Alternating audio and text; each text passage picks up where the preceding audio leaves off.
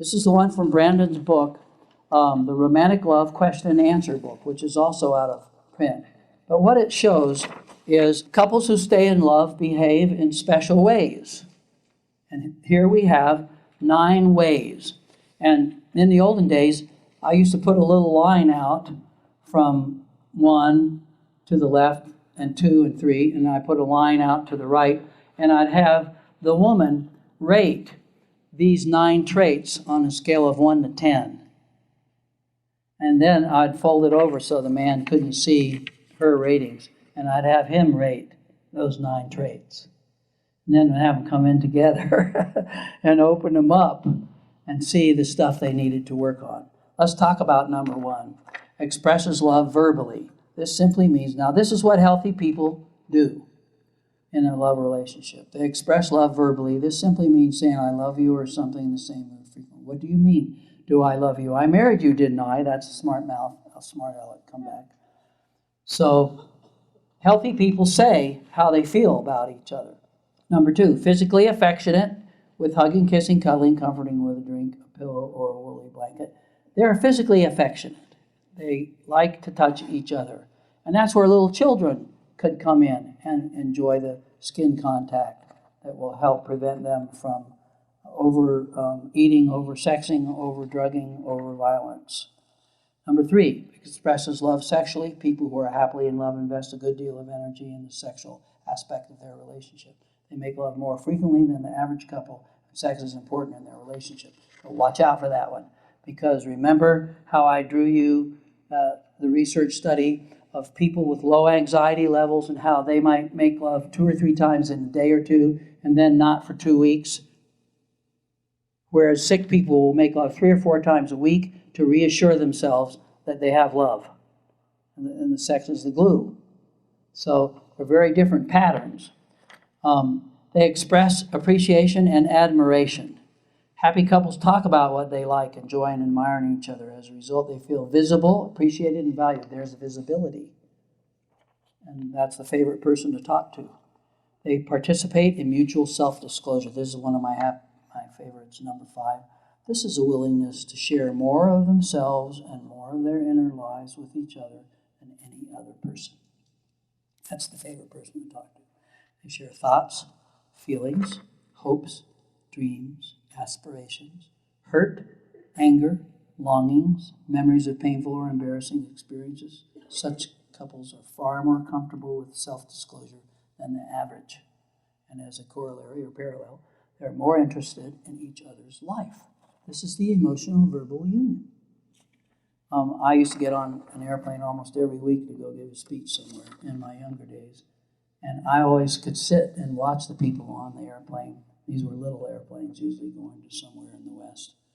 And I could tell the people that were married and the people that weren't. By number 5.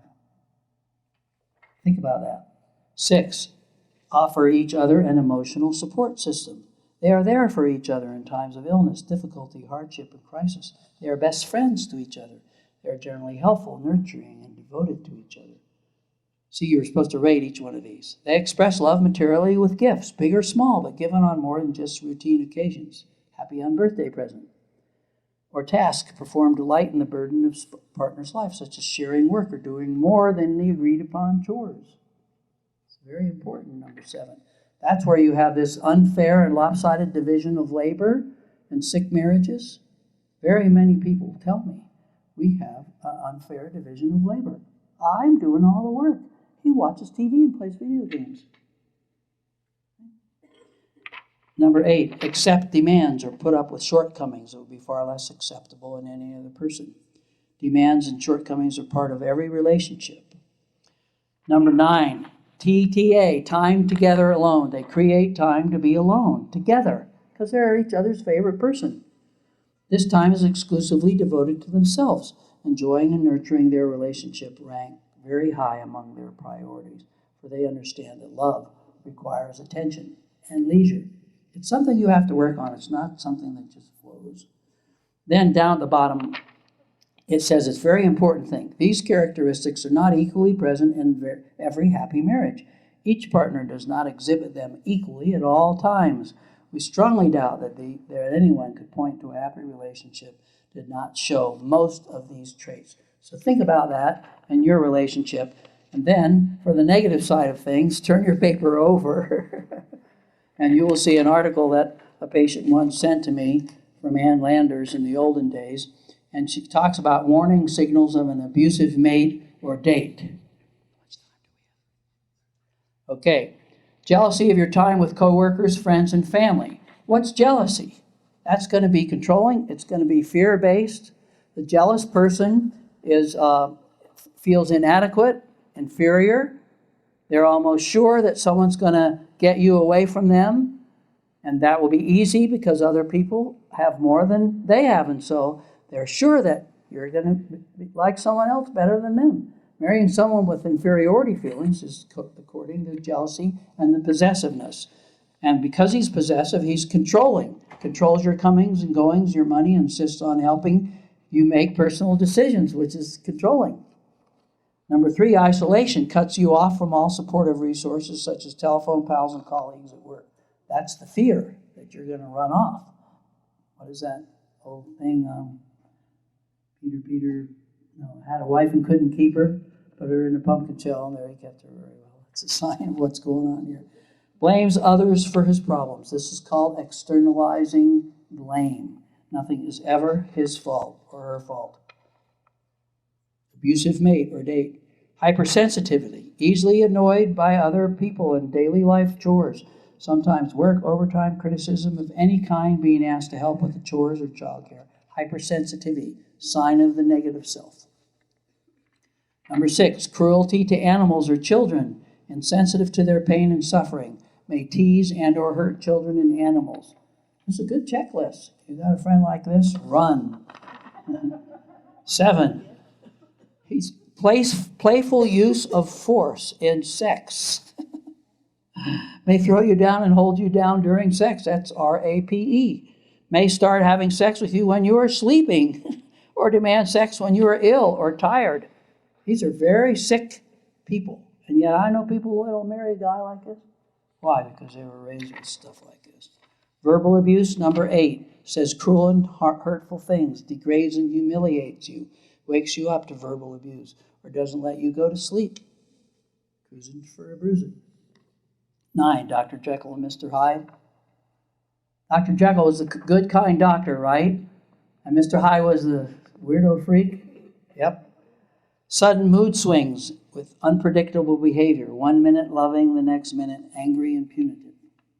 These are signs of the negative self. Past history of battering. Has hit others and has a list of excuses for having been pushed over the edge. She made me mad. He made me do it. Never, I am to blame. I should go see the psychologist.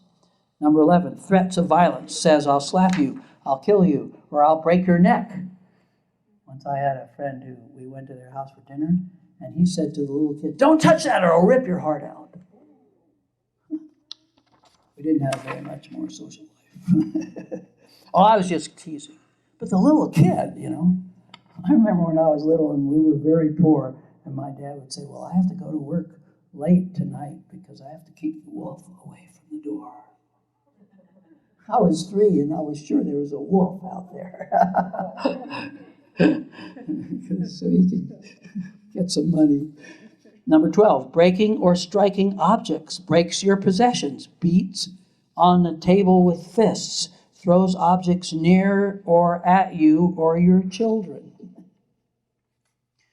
Uses force during an argument, holds you down or against the wall, pushes, shoves, slaps, or kicks you. This type of behavior can easily escalate to choking, stabbing, shooting. This is a bad list.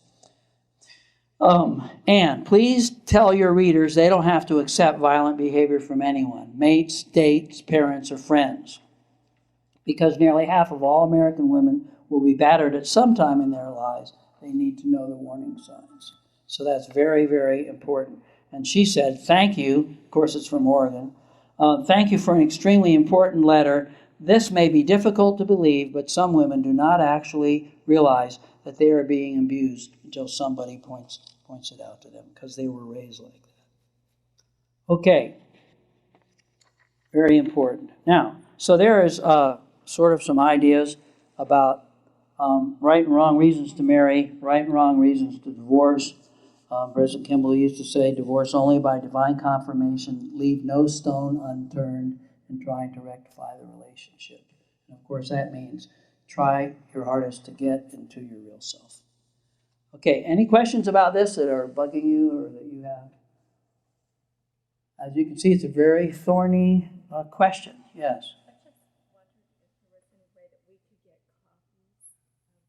Good old Peggy. Yeah. Yes, you can get copies of these. We have them here. We have a collection of 5 or 6 prophets talking about proper and improper use of sex in marriage, because it's one of the big things that ruins marriage. And people should know that just because you're married, you don't have to be forced. That's one of the ones you want. And then. And another one that you see about that, find that right couple, the letter. Oh yeah. Oh, that was beautiful. The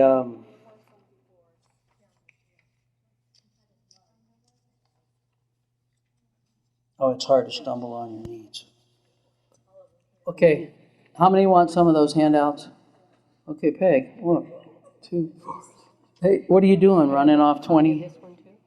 Elder Hinckley's letter, President Hinckley. Okay, poor Peg. Send these people a bill. Okay, I want to talk about one more thing, which has a lot to do with our marriages, and we haven't talked about it yet, although, and tomorrow we'll do even more on it. It's the business of frustrated expectations. Where's my chalk? Well, this will be good enough. We'll have a handout tomorrow for this, but frustrated expectations are the things that can really ruin a relationship. Because in our relationships, we get codependent on each other, and we start to think that we have the right to this or that.